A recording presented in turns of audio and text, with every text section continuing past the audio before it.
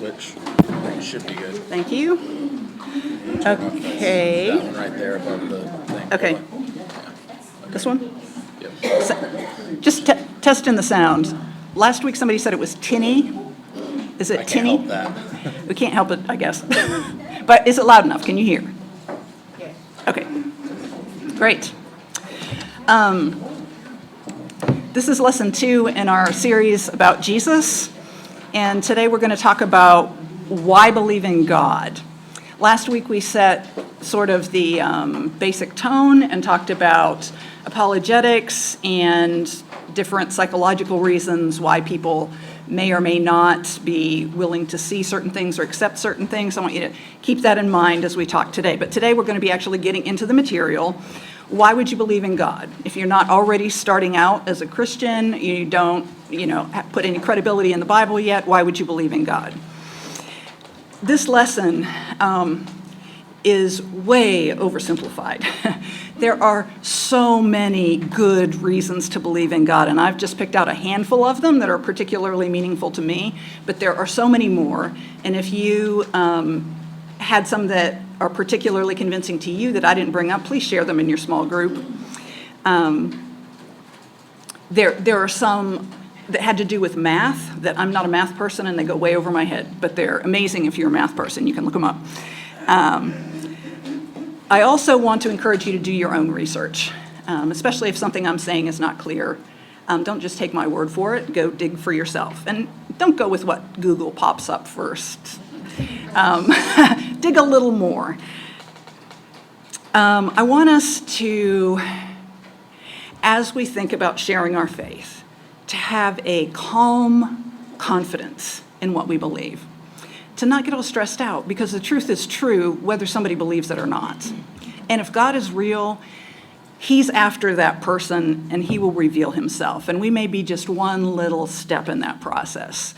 So it's not up to us that every time we talk to somebody we have to convince them of ultimate truth.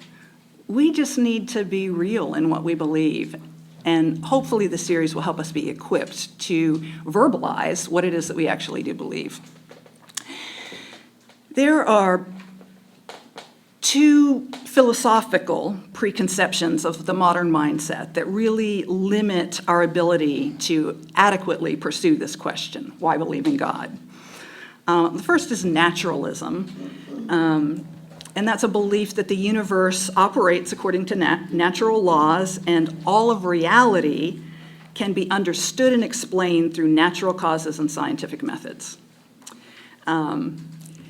Naturalism has a lot of good things to offer as far as regarding a method of inquiry into the natural world. Good. But when you make it a metaphysical philosophy of life, trying to explain all of reality only based on what you can see and observe, then it becomes completely inadequate for a question like this. The second philosophical mindset, worldview that influences this discussion is materialism. The belief that reality is made up entirely of matter, and all phenomena, including feelings, mental states, and consciousness, are merely the result of natural material interaction. So it's, if you think you're having this great moment of sensing God, it's just your body chemistry, It's what you ate, it's, whatever. And materialism says there really is no reality beyond. Everything can be explained in terms of the material world. Both of these philosophies presuppose a rejection of the supernatural as an explanation for anything. As a worldview, they become a bit of circular reasoning when it comes to this question that we're going to be dealing with today. They say the supernatural is completely irrelevant because it does not exist. So any evidence that suggests a supernatural answer is invalid. So God, who is supernatural by definition, does not exist because He does not exist. How's that for an answer? And miracles, by definition, do not exist, so they cannot be evidence of God. So understand that that's basically the mindset that's been active in our culture for a long time, and we've all picked it up to one degree or another. And people that don't have faith in God, whether they realize it or not, these mindsets, these worldviews are affecting the way that they're even coming at this question. So this has been the prevailing worldview of our modern culture. It has not been the worldview throughout history. But basically since the time of the Enlightenment, these ideas have come about. And the attitude that comes with this is kind of overlooking or looking down on what has been the universal conviction of humanity for most of history. And the attitude is, well, we know better now. We have science. And I want to point out that that's a really arrogant idea, unfounded, and all kinds of things play into that, such as evolution that we'll talk about, that we're evolving, we're getting better, and those people back then, they were half Neanderthal and they didn't understand anything anyway, so, but that's a preconception, and we need to point that out. Most people have never been shown evidence to the contrary.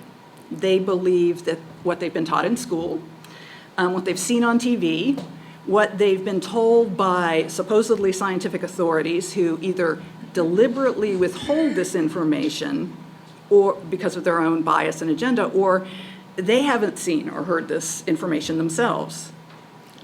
And most people have never taken the time to ask the real questions and examine the actual evidence, and so we're going to try to do a little bit of that today.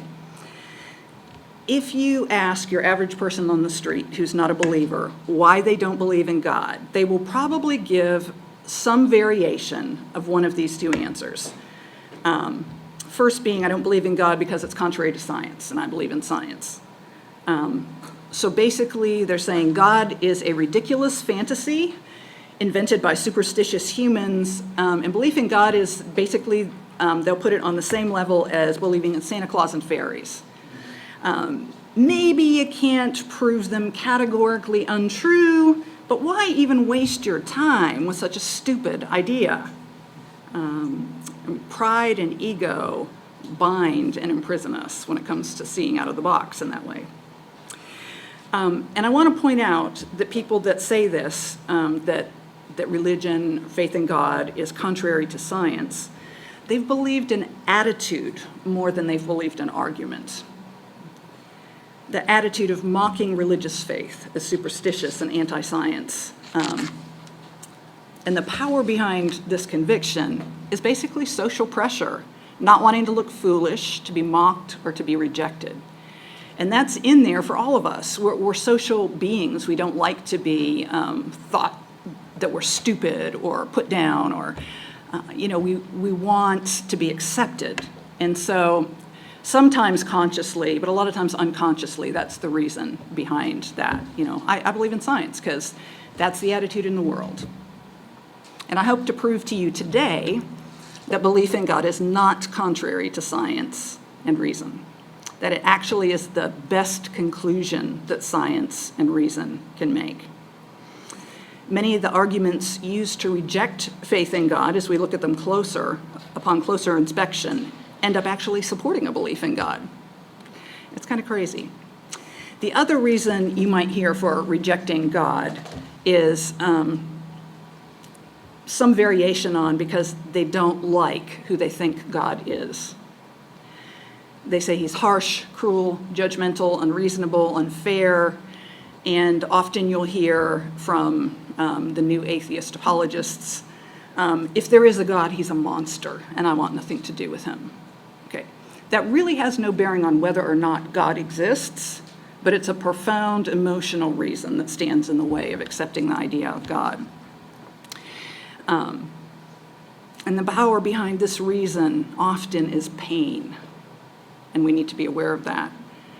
And I would say misunderstanding who God really is. And I think when it comes to that, I'm just going to put this out there and hopefully defend it in a future lesson, that when you say that, there's so much pain in the world, and why does God allow that? He must be a monster. You're blaming the wrong person. for the brokenness and evil in the world, just like we do often. The person that's closest to us, our mom, our sister, whoever, we have really, you take it out on them, the person closest to you that loves you most for some reason, and I think we do that to God all the time. And I hope to convince you that the reason for this answer is a misunderstanding of who God really is, what he's really like, and what he's doing about the problem of evil. And this is going to take more than one lesson. So stick with me.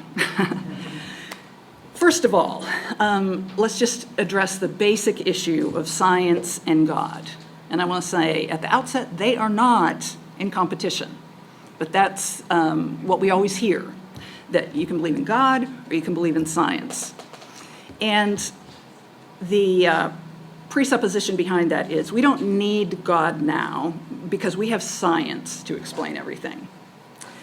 This presupposes that humans invented gods to explain what we don't understand. And you can see some validity there that, okay, so you hear thunder, you don't know what it is. Well, that's Zeus and some other god up there, bowling, or I don't know. You can see how humans do that. Sometimes we do that.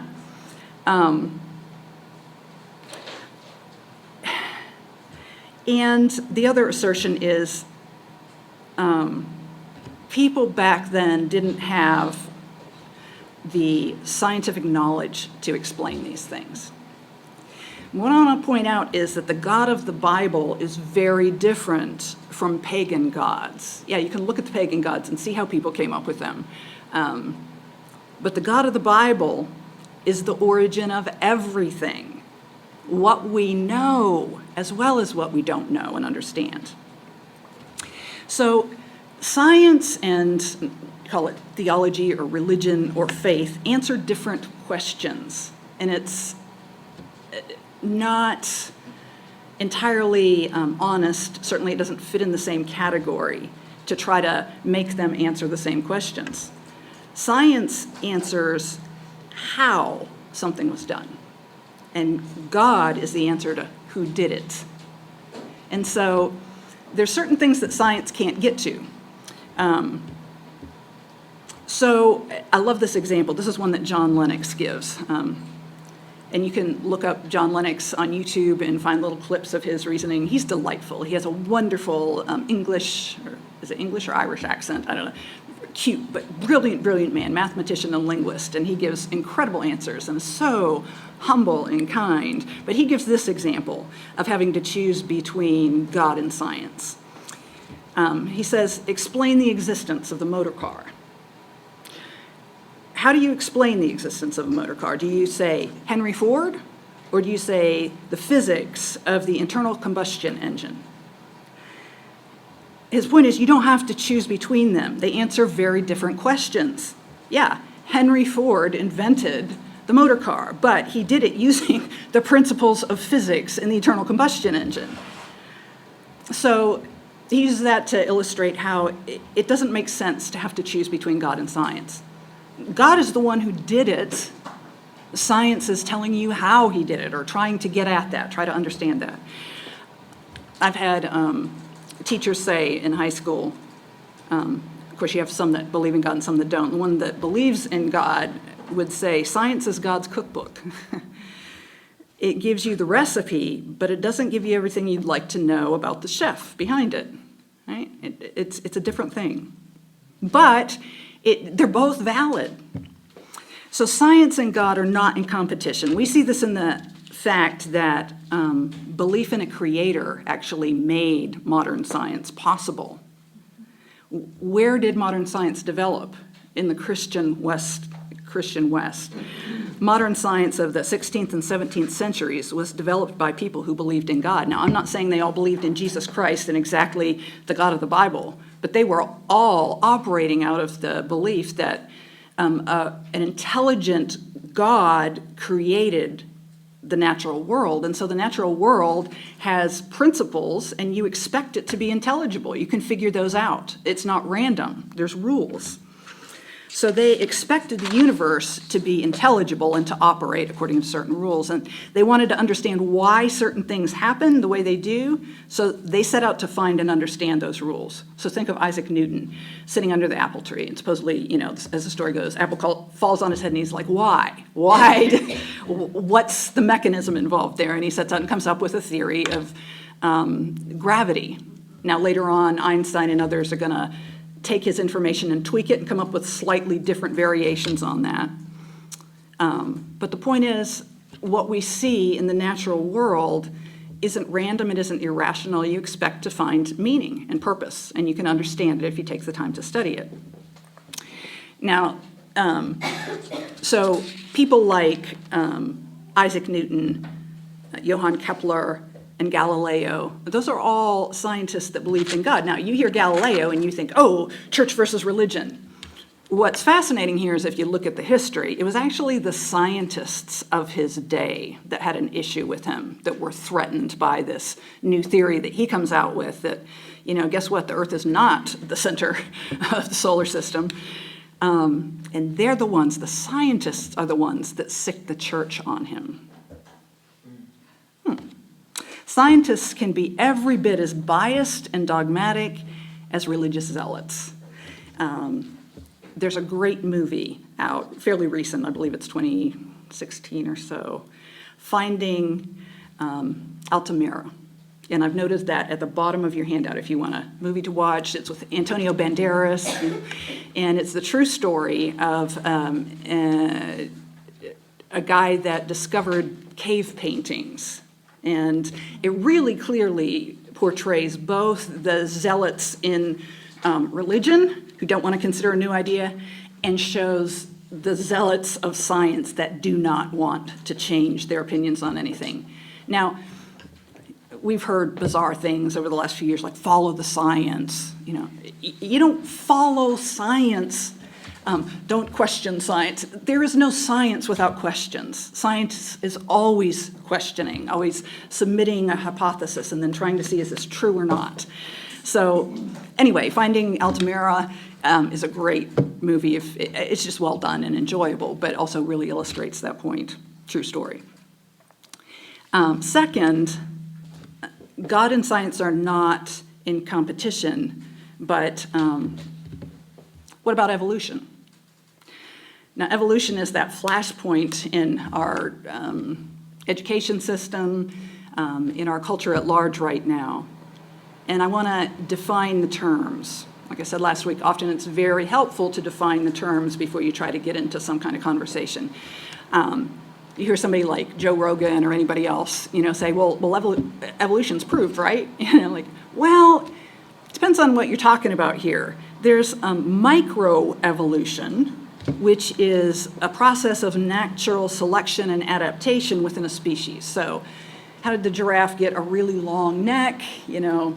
How did the finch develop its beak? In one case it's really pointy, in another case it's larger, based on where they are and weather patterns and all kinds of things. Somehow, within this species, there's adaptation, there's change. We can see that in ourselves, human beings, that you can get used to being in a really hot place. If you grew up there, well, I don't know, some of us can't adjust very well. But there are people that live in Africa, 120 degrees and they're fine. And you see them over here, and we're sweating and dying and they have a hat and a jacket on, So yeah, there's some adaptation. That is observable, that is uncontested, yes, microevolution. But macroevolution is the issue, and that's generally what we're talking about when you hear the debate between evolution and creation. And this is the idea of one species turning into another species. It's an unsubstantiated leap. Basically, it goes back to, they say all life came from one living cell, and the more primitive things gradually over billions and billions of years, time's always the hero in the story. Just kick the can down the road and suspend disbelief. Give it long enough, and one species will turn into another. And eventually you get, right now we're sort of the apex of this evolutionary development, and it just happens. And to that I want to say, That one is the one I want to contest. Where's the evidence of that? So let's talk about the problems with this theory. And again, there are numerous problems. You can get into details. I'm just going to highlight a few. It basically comes down to two: the quantity of evidence and the quality of evidence. So Darwinism and the theory of evolution have been taken way beyond what Charles Darwin intended when he wrote his book, The Origin of Species. He wasn't even talking about where life came from originally. He was describing this adaptation process and then suggesting that, okay, so we see this adaptation, and if we have enough evidence, maybe we'll see that it all developed this way. But Darwinism, contrary to Charles Darwin himself, has been made into a sacrosanct dogma. I mean, it's sacred, you don't touch it. That will not tolerate scientific challenge or dissent. It's insisted upon with intolerant religious fervor. And they say, oh no, it's not religious, we don't believe in God. Well, I'm going to define religion a little more broadly. It's a worldview, it's a philosophical understanding, and it is clung to in a lot of scientific circles as this dogma, this teaching that you never challenge. Well, that's not science. But it's pushed with a motive of undermining the idea of a creator. Scientific problems with evolution are many, but like I said, I'm just going to cover these two. First of all, the quantity of evidence is grossly lacking. Where are the missing links between these species? There should be a ton of them if this theory is true. You would expect to find all kinds of evidence of one species turning into another to another, of these intermediate versions between species, but there is not. The missing links are still missing. And the quality of the evidence is very questionable. Most of the missing links, and generally we're thinking of ape men, these monkeys that are half man, or ape men are like half monkey, half man. That's how the macroevolution teaches it. Most of those that they've held up end up being discarded as hoaxes, deliberate hoaxes on the part of people who knew better and were trying to push this idea either for fame for themselves or to push an agenda, or they're a dubious concoction of wishful thinking. So you can research this yourself and discover many more of them, but Piltdown Man, discovered in 1912, ends up being a total fraud. It's a human skull with a modern orangutan's jaw. So they put them together and say, this is proof of the ape man, but when you really look at the evidence, you go, that's just fraudulent. That's not right. It's a hoax. There are problems with carbon dating. It works within a certain range, but it's not reliable beyond a certain point. All kinds of things that are just foundational, that are taken for granted, end up having huge problems when you look deeply. There's another example of the Archaeoraptor, which is supposedly this fossil that proves this development from a dinosaur into a bird. And then when it was studied later on by other scientists, you find out, no, this is a dinosaur tail glued to the fossil of a bird. Okay, so there's all kinds of hoaxes there. But these are put out there. You just say the name and people think, oh yeah, so science has proved it. Well, no, not if you really look at the evidence. So let's talk about the scope of science again. I want to say that even if evolution is true, it does not disprove God the Creator, because it can't answer the who behind it. It can only attempt to discover how this happened. So I want to bring in now the idea of theistic evolution. And this is, I want to say, largely a compromise on the part of believers in God who see this evolution stuff and think, oh, that must have been proved, so, well, God's the one that did it that way. And you can believe that. I mean, there's wiggle room in the scripture to to come up with that. I'm not going to say that Christians can't believe that. There are wonderful, intelligent Christians that do believe that. It's not against our faith to believe that. Basically, they say that God created everything through the process of evolution. And that makes a whole lot more sense than just raw evolution of random chances as you look at it. But my problem with a theory of evolution is not because it would disprove the existence of God. It can't. It doesn't, even if it's true. My problem with the theory of evolution, this macroevolution, is because I find the evidence completely underwhelming. As I look at it, it's just not there. Now, if more evidence comes out and it becomes, evident that, yeah, we found, a ton of missing links, which I don't think is going to happen at this point, okay, so God did it that way, fine, whatever.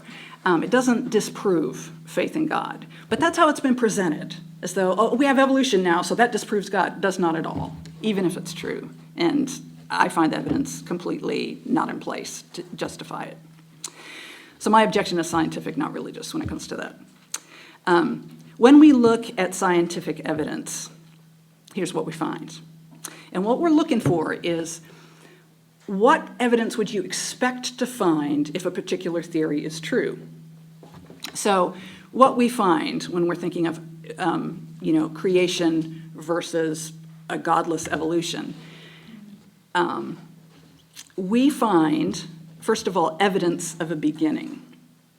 Genesis 1:1 starts out, in the beginning, God created the heavens and the earth. And that's, unfortunately, what people that push with religious fervor for macroevolution are trying to get around. No, in the beginning, God did not create the heavens and the earth. So there's two opposing positions, and again, I'm way oversimplifying. There's variations on both of these, but there are two opposing positions here. One is that matter is eternal, and there was no need for creation, because it's just always been there. Matter and energy are eternal, self-existent, and self-creating. That's one position. The other is that God is eternal and created matter and energy and all the things that go into it. I want to point out that both of these positions require faith. The question to ask is, which one is best supported by the evidence? And so when we begin to find evidence that there's a beginning to the natural universe, which one is that pointing to? That's support of creation. Not proving it, but really solid evidence to challenge the idea that matter has always been here and you just don't need to worry about it. Which I also find really lacking in curiosity. It's just like, oh, just don't worry about it. It's always been here. So when we analyze the evidence, we're looking at observational astronomy and at physics, basically. And we find that modern science here suggests that the universe had a beginning. The Big Bang theory, have you heard of that, the Big Bang? I'm not talking about the funny TV show. I'm talking about the theory of where the world and the universe came from. This was a theory put out by cosmologist George Lemaitre in the 1920s. And he was working with Einstein's field equations, and he noted from the evidence that the universe is expanding at a certain rate. And so he extrapolated backwards and proposed that the universe began from a single dense point where matter was all collected there. And he explains it as a primeval atom exploded. Okay, now let me point out about him. He's a cosmologist, brilliant man. He was also a Catholic priest. So you say, well, he had motive to disbelieve in the evolutionary model. He's looking for a reason to believe in God, maybe. But look at the evidence, examine the evidence. What caused the Big Bang is the question, again. And Big Bang, by the way, was sort of a mockery of the idea. The scientists of the day did not want to consider this. Even Einstein really resented where his ideas had been taken initially. But just think about that for a minute. Big Bang, you hear that and you think, okay, people that don't know anything about it think Big Bang means there was no creator. No, it actually, when you look at it, is an argument for the idea of, at least the possibility of creation.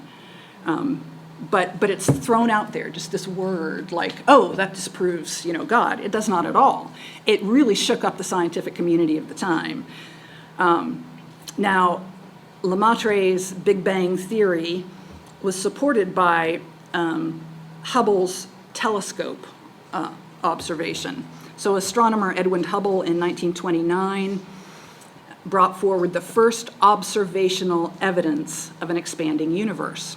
What Lemaitre had been talking about, he's actually observing through this new and bigger and better telescope where he can actually see this and note the changes and come up with the mathematical formulas that go with that.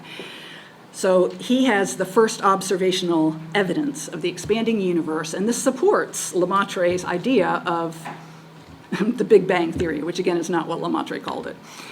It was a mockery of the idea. Now, Einstein granted that the mathematical evidence Lemaitre put forward was sound. He couldn't find a fault with math.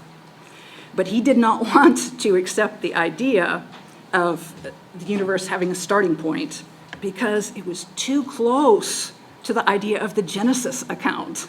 In the beginning, God created, boom.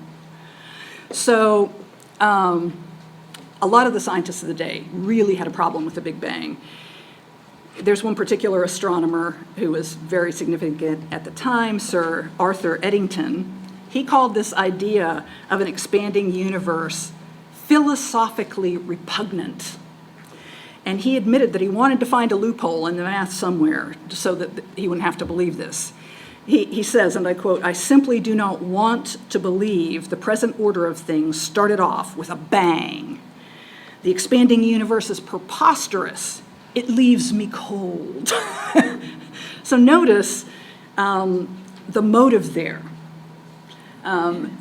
He outright says, I want to find a reason not to believe this because I don't like where it's taking me. I'm philosophically opposed to this. But in spite of his bias, and to his great credit, he told Einstein that he needed to go and meet with Hubble and work this out.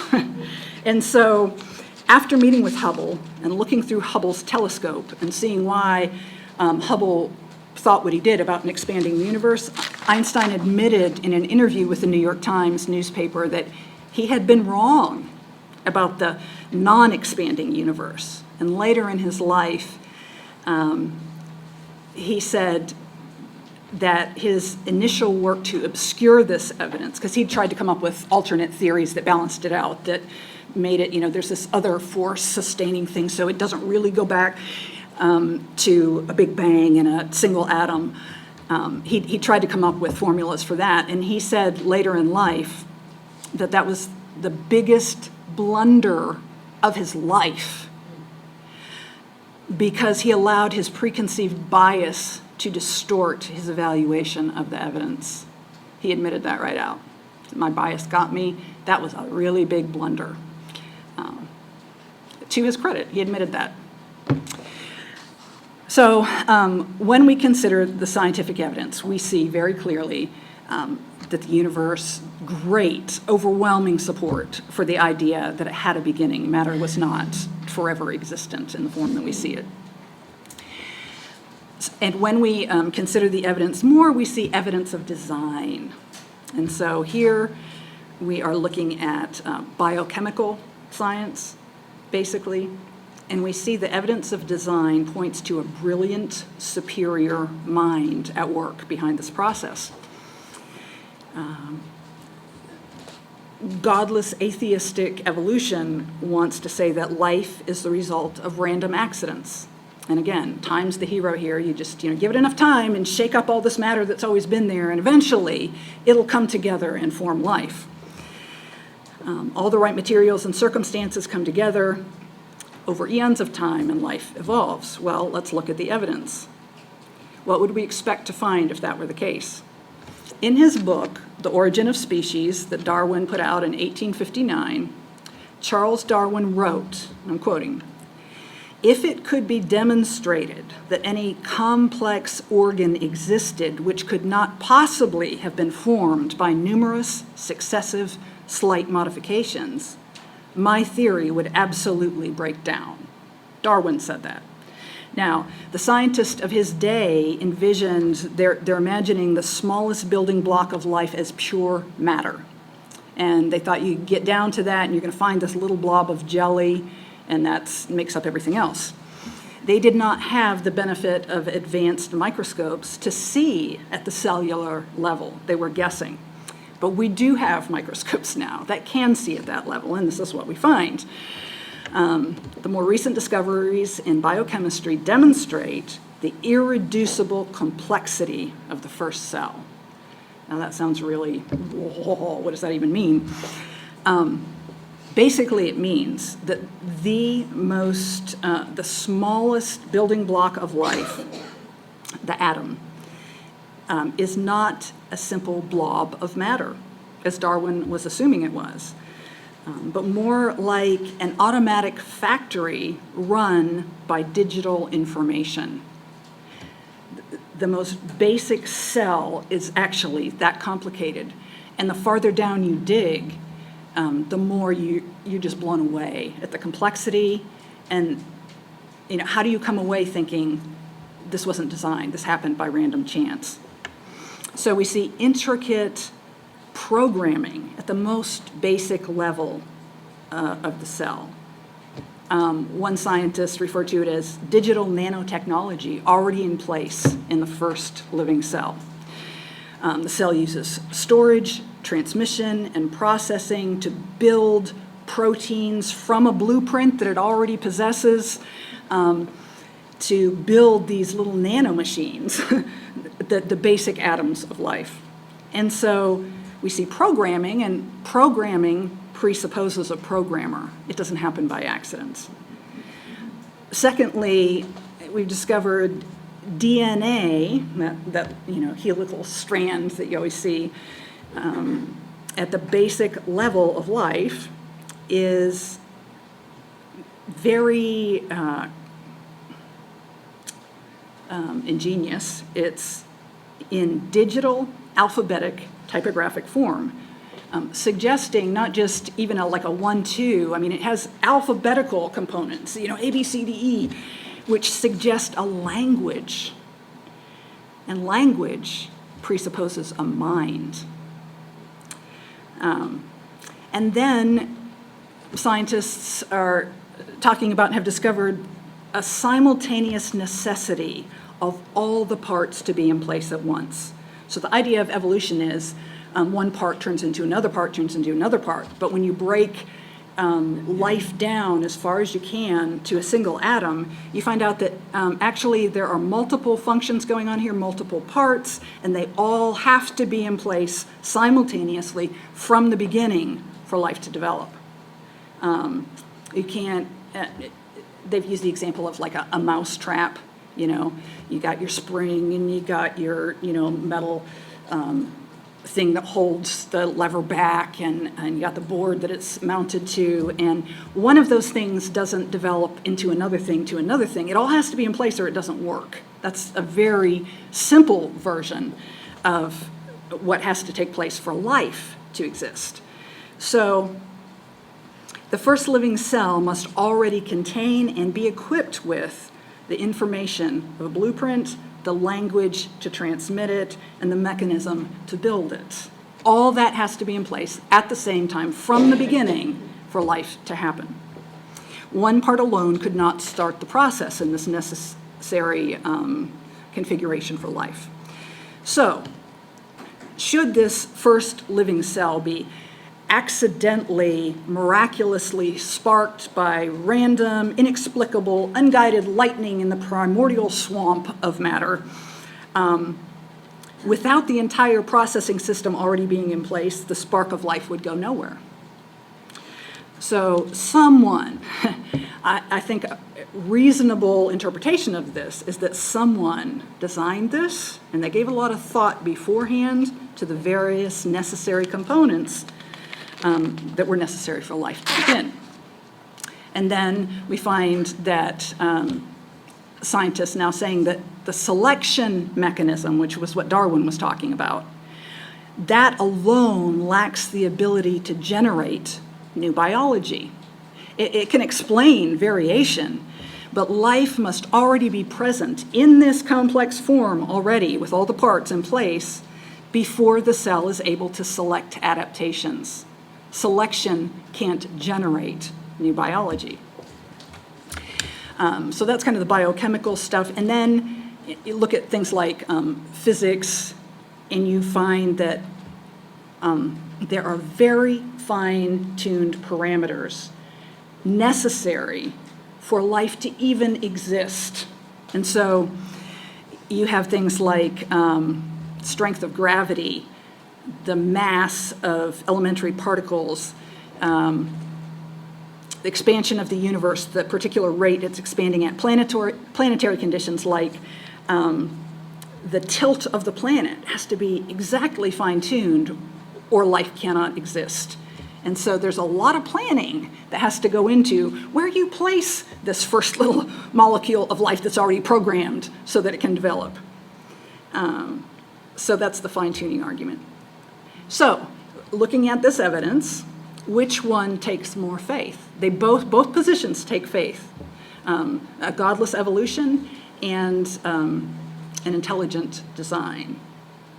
Both require faith, and which takes more faith, and which is more reasonable, to believe in a designer or to believe in a million, billion, zillion random, unguided accidents just happening to come together at the right time, at the right place, and miraculously having whatever it takes to advance to the next step. Okay? They both take faith. You evaluate which one's more reasonable given the evidence. Now, the last kind of evidence I want to talk about, and as I said, there's a ton more you can look at, but I want to look at, back up just a little bit, and even look at evidence for the supernatural, because God is supernatural, and we talk about how naturalism and materialism don't really have what it takes to explain what caused all this. So why would we even believe in the supernatural? A lot of reasons here, but I'm just going to point out a few. First of all, in this category of evidence, we have miracles.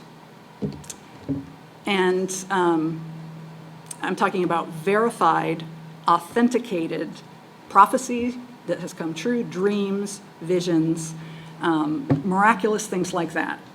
Now, certainly some of these instances can be explained away scientifically. You know, oh, somebody thought they got healed, but really, you know, it was wishful thinking or whatever. Something else caused it. Or, you know, they said a prophecy, but it was so vague that you can interpret it any way you wanted. Yes, yeah, you can look at some of these things and say they don't hold up. But look at the preponderance of evidence we talked about. Consider the sheer number of these reported, and then look at the ones that are verified and authenticated. It's mind-boggling when you look at them. These are things that natural science cannot explain.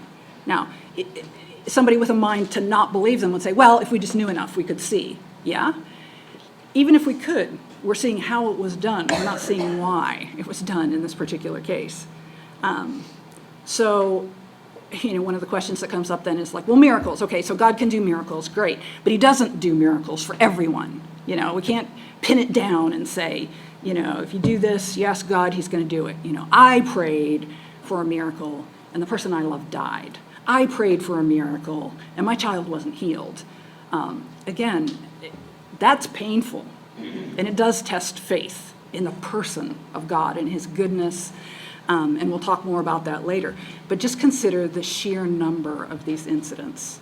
Evidently, there's something going on out there that we cannot explain naturally. And so I want to refer you to, there are fantastic stories, but I want to point you to a book by Tom Doyle, Dreams and Visions. I have it noted at the bottom there. If you're interested in some of these stories, this is just documenting what's going on right now in the Middle East, in mostly Muslim countries, where Jesus is appearing to Muslim people who don't even know who he is, and directing them to go to a particular place that they've never been, and maybe showing them a person they're going to meet. And they go, where they're going. They just go on the basis of this dream or vision they've had. They meet up with this person who believes in God, gives them a Bible, and they come to faith. Now, in our denomination, for some reason, we don't like to talk about stuff like that. Are there fraudulent accounts? I'm sure there are, But Tom Doyle has collected the stories, only the ones that he was personally able to go and talk firsthand and to verify that this actually happened. And they are amazing stories that will just blow your mind. This is such a common occurrence in Arab countries that you'll see advertisements run in the newspaper. Did you have a dream about a man in white coming to you? Call this number and we'll explain it to you. That's how prevalent it is. So miracles are evidence of the supernatural. And anyone that wants to present a Christianity without miracles, that's bizarre. Miracles are foundational to Christianity. In this category of supernatural evidence, we also have the realization of human consciousness. So what we're finding and seeing reported by neuroscientists and brain surgeons and people like that is that the mind is more than the brain. A materialistic understanding of the universe just says, our consciousness is all a result of this mechanism of the brain and all these chemical things that go on. That's it. You die, it's done, it's over. But what these neuroscientists are discovering is that a number of people who are clinically dead, they're brain dead, that's documented, they come back with these near-death experiences. And they can tell you things that happened that they saw while they were clinically dead. They have these experiences, and there's a lot of similarity between them. Just documenting this as a phenomenon, not trying to explain what each one meant, but there's certain commonalities that you find. You find a certain percentage of people see Jesus, and he gives them a review of their life. And another certain percentage, based on where you are, what culture you're in, go to hell or almost get there. And they come back and they get another chance. Now, people interpret it differently and different religions interpret it differently, but this is a phenomenon that is documented. And you want to hear some of those amazing stories, look up John Burke is one person who writes about it, and Michael Engor, who is a neurosurgeon, just come out with a book with all these stories from his own experience of his patients that have convinced him that consciousness is more than a function of the brain.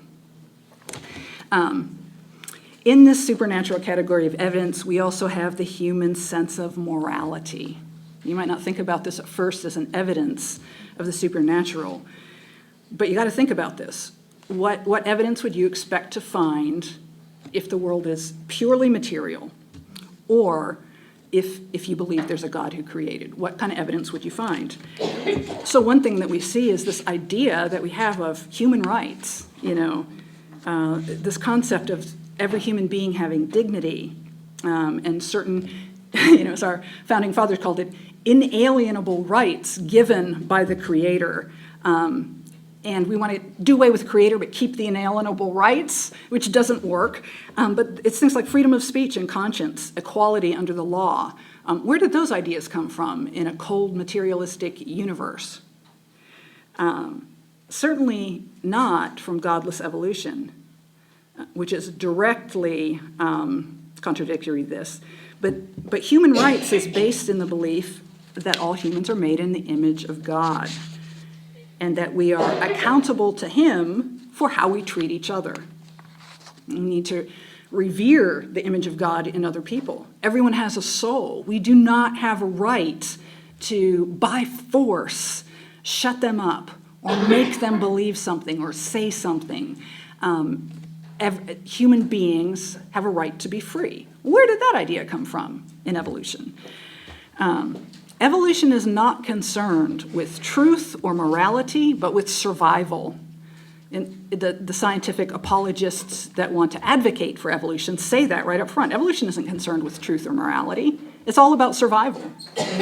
So where did we get the idea of right and wrong, fair or unfair? Evolution says survival of the fittest is the rule. And so might makes right. Weakness is despised, and you're actually doing the gene pool a favor by eliminating the weak, the sick, the handicapped, those deemed unworthy of taking up resources. But there's something in us that rebels at that. But given a godless evolutionary model, who's to say that the Nazis were wrong?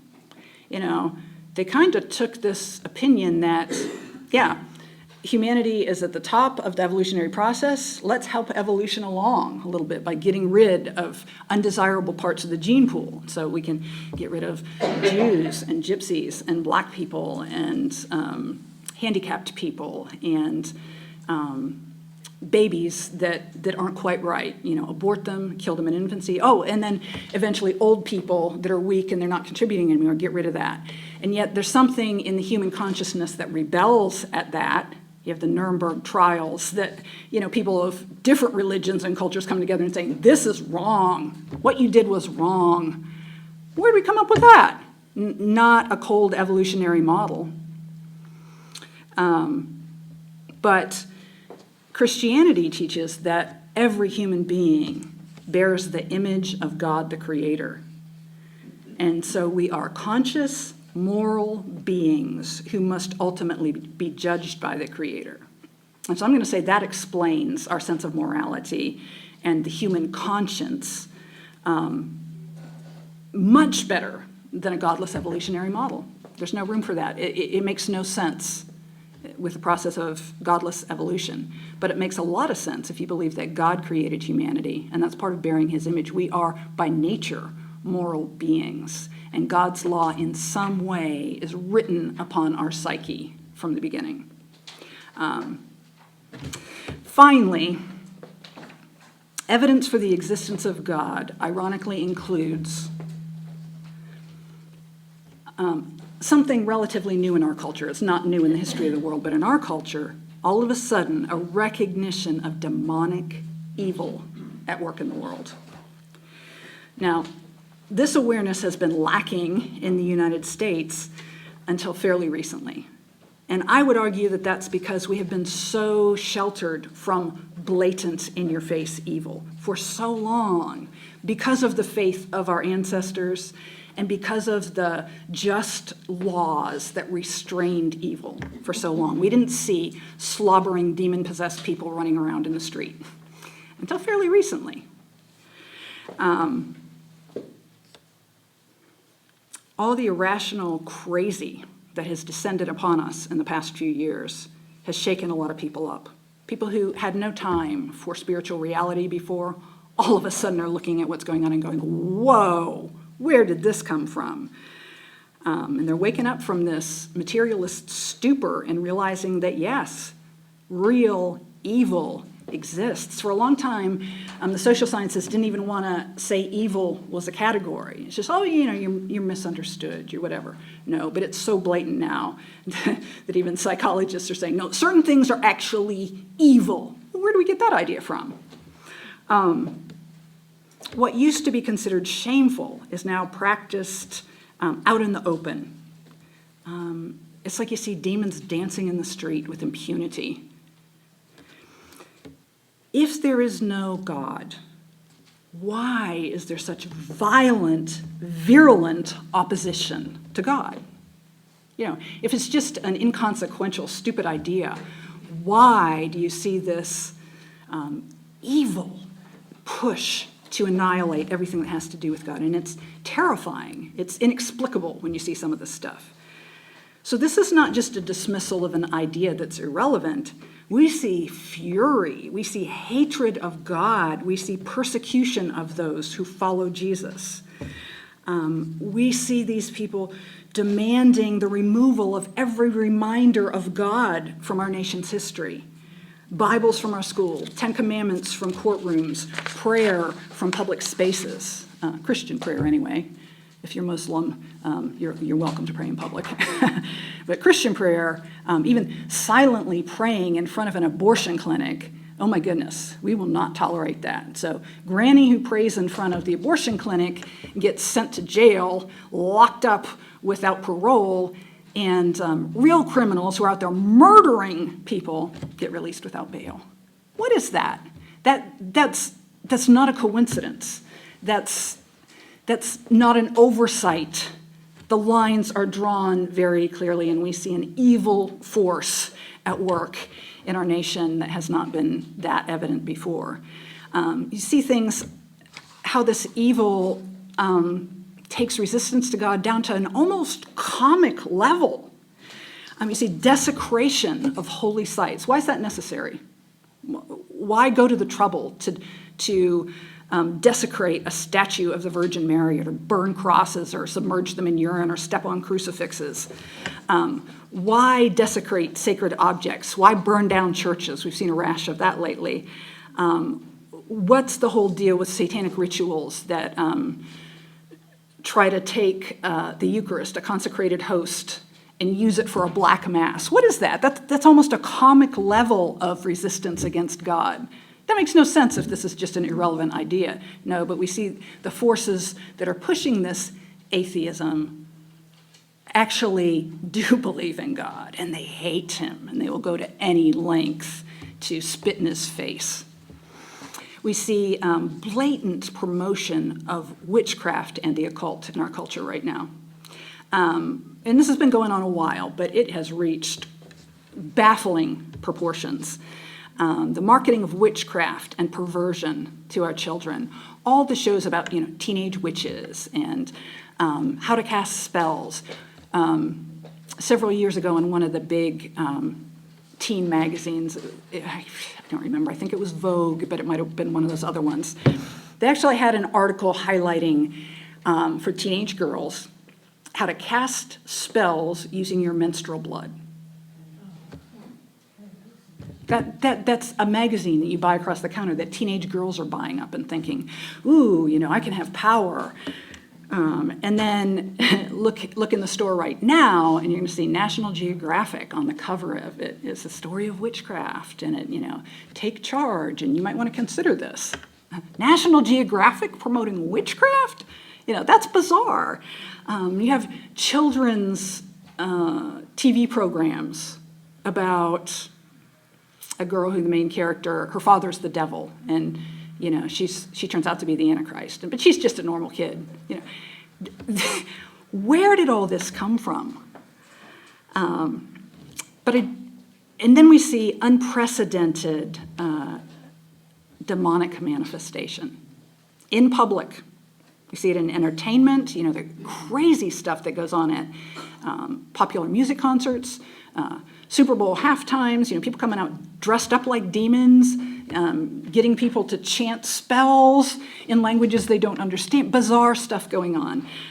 Demonic manifestation. You see it in crime, the satanic element. You see even, police needing to consult a priest for exorcisms. But I don't want to leave you with this, evil is so real. I mention it because it's driving a lot of people to God right now. Because if you see that evil is real and it's personal and it has a motive to destroy humanity, then you have to say, whoa, I want to stay as far away from that as possible. If that's real, then maybe what I've heard about God is real. And I want to get as far away from that as I can. I'm going to go check out God. And we see a number of public figures over the past few years, that's their conversion story. They suddenly saw real evil and thought, ooh, there must be real God then.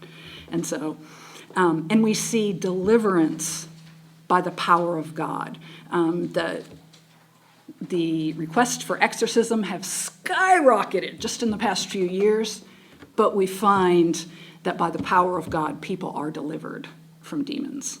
And so I'm going to leave you with good is stronger than evil. God is stronger than Satan. But just that realization that real evil exists, I would say you can take as evidence that God is also real when you see how the power of God deals with these things.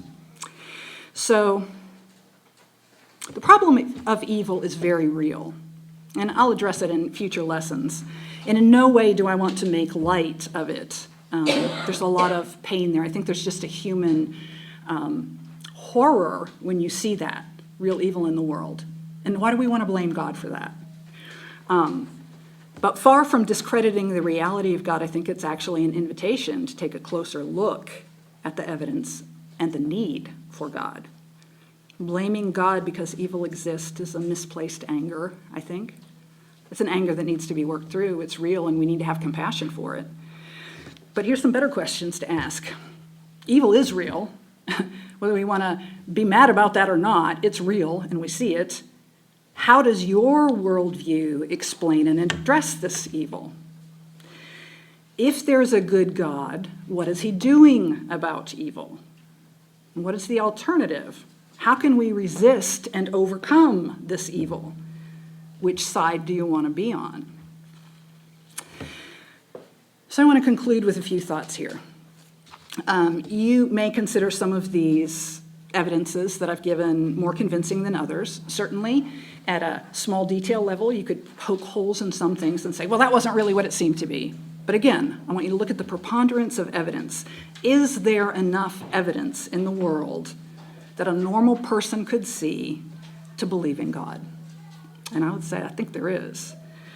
Maybe you don't like the idea, like Albert Einstein and other scientists. I don't like that because I don't like where it leads. Maybe you're afraid of God or angry at God or don't like who you think he's supposed to be. I want to challenge you. Would you consider that maybe God is not the way you think he is? Maybe you've not seen enough of the evidence that exists, and maybe you've had some bad information which has led you to make wrong assumptions. Is it worth revisiting? Is there a God, and what's he like? Is it possible that we don't know the whole story? In a sense, our lives are very short, and we're kind of dropped in the middle of a story, and we're still trying to figure it out. We weren't there when creation happened. There's so much we don't understand. God is so big we can't see him. Is it possible that we don't know the whole story? That we don't see the whole picture? That we don't understand what we think we know? We have a limited perspective, and I want to illustrate it this way.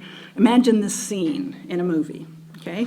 There's this adorable little baby toddling along, just learned to walk and being very careful and a little unsteady on his feet. And it's just beautiful, blonde curly hair, big blue eyes, the dimples in the cheeks. And suddenly, out of nowhere, this ugly old man comes running out of nowhere, screaming at the baby and pushes it to the ground. And that little baby lands on its face in the dirt, and its head and its face, when it picks it up, you see the bruising, the scarring, and it bit its lip, and it's bleeding, and it just starts to cry, and it doesn't know what's going on. What do you think of that old man?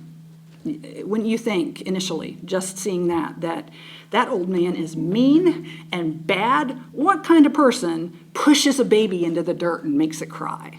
That's a bad old man. But then the camera pulls back, and you're able to see things that you didn't see in that first picture. You see that the baby is actually on a railroad track, oblivious to the danger, and a train is barreling down that track toward the baby. And you see this old man yelling, trying to get the baby's attention to get it off the track, and the baby's not responding, and so he runs with all his strength and just in time pushes that baby out of the way of the oncoming train. And he ends up saving the child's life. Does this additional information change what you think about that old man? So when it comes to pain and suffering in the world, is it possible that we don't have all the information, that we're seeing a very limited part of the picture, and we don't see everything that's going into it? We don't understand what's really going on in the world, or what God is actually doing about it. Maybe we need to challenge some of our assumptions, take a closer look at the evidence, and consider a better explanation. That's what I want to challenge an unbeliever to look at. Somebody who out of hurt and fear and misunderstanding of who God is, and yet they're seeing this evidence, go back and reconsider. Do you have all the information? Now, observation and science is what I've talked about today mostly, and that can't answer all our questions. We've talked about the need for a supernatural cause. Observation and scientists can convince us that there is something greater, that there must be a creator when you look at the evidence, the beginning, the design. But they can't tell us who did it or what he wants from us. This knowledge would require that the Creator actually speak to us to make himself known. So imagine you're looking at a great, amazing painting. That painting can compel us to believe that there is a great artist who created it, and it allows us to infer something, maybe, about the artist himself. But to know the artist, who he is and what he intends, we would need to hear from the artist in some other way. We would need to hear him speak to us in a language that we can understand clearly. And I want to suggest that the Creator has not only provided us with sufficient evidence that he exists, he has also personally revealed himself. He's spoken to us so that we can know him. And so next week, we're going to continue this study with, why would you believe the Bible? So do your homework and come prepared to think about that. And we'll be talking about the evidence for why you would believe that the Bible is not only a valid historical document, but a divine document that reveals the Creator.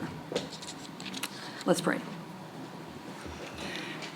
Father in heaven, Almighty Creator of all that is, our Father, our God, thank you for creating a beautiful, amazing, wonderful universe.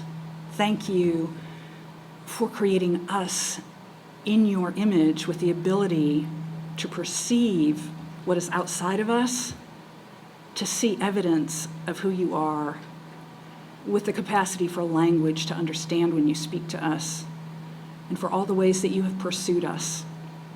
Thank you for your patience and your kindness.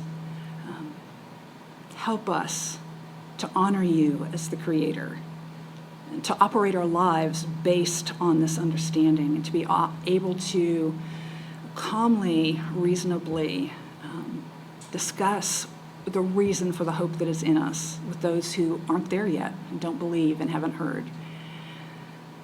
We ask this in Jesus' name. Amen.